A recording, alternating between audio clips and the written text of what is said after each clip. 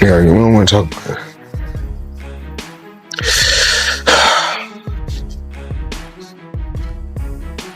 We're gonna get through this.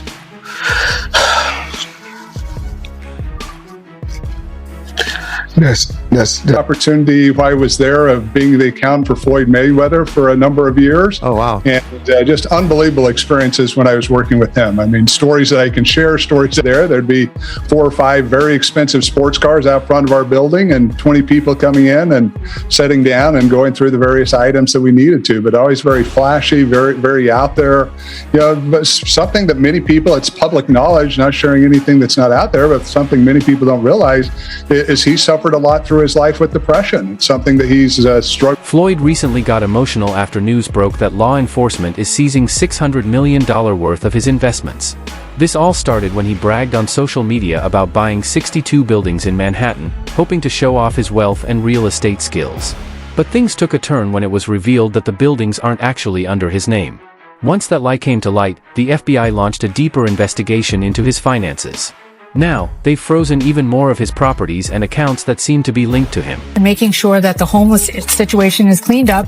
This is one of the ways that they're doing it, and it looks like there could be possibly lots of different ways to scam the system. And Floyd Mayweather is a provocative and controversial figure, but I think this article may make people think about him differently. At the moment, the assets, said to be worth over $600 million, are completely frozen.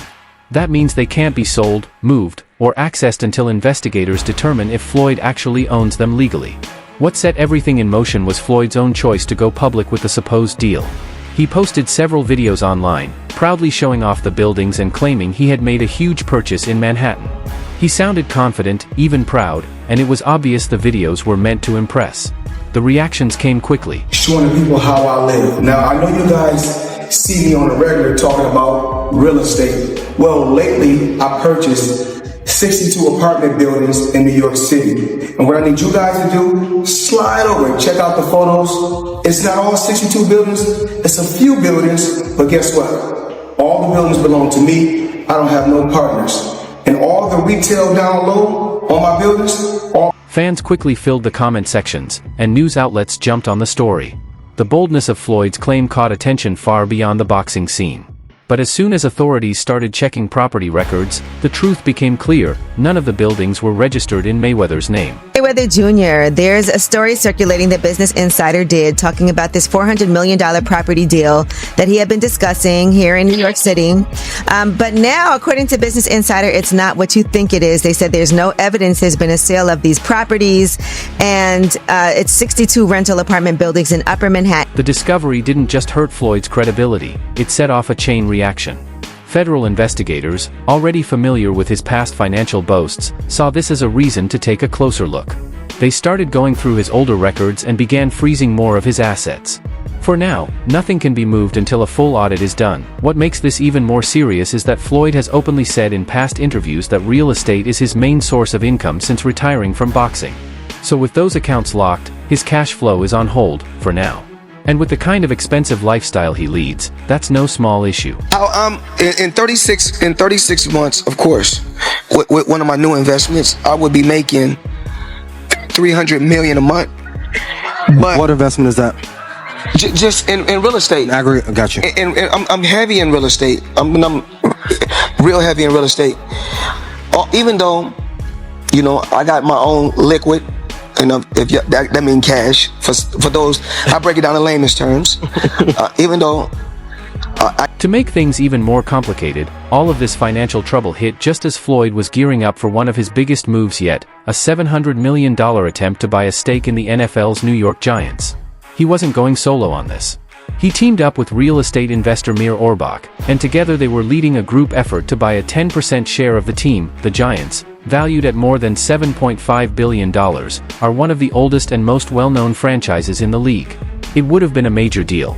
Floyd even moved $200 million into escrow to show he was serious and fully committed to making it happen. Misunderstood, and he just want to be treated fair.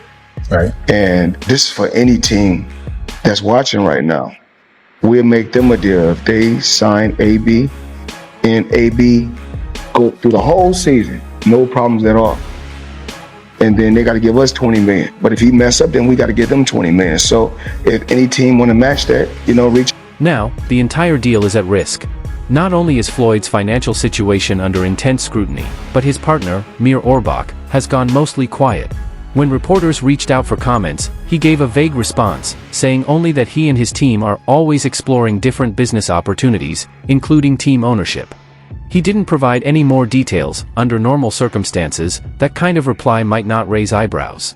But given the current timing and controversy, many see it as a sign that something behind the scenes may not be quite right. Turns like over his lifetime, he's going to make 300 million off the deal. It just doesn't make sense, especially with the amount of power players in NYC who would have already bought those 62 units if it was so lucrative. The white guy would have easily bought those 62 units up.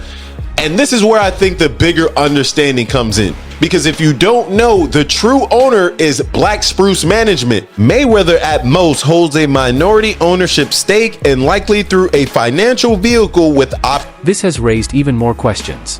Why hasn't Orbach confirmed if Floyd is still involved in the deal?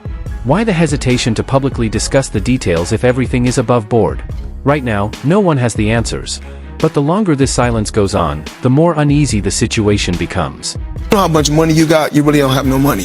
So if you know how many buildings you got, you don't really have no buildings. So I think I own right now somewhere upwards of 100 buildings or more. And in 99% of my buildings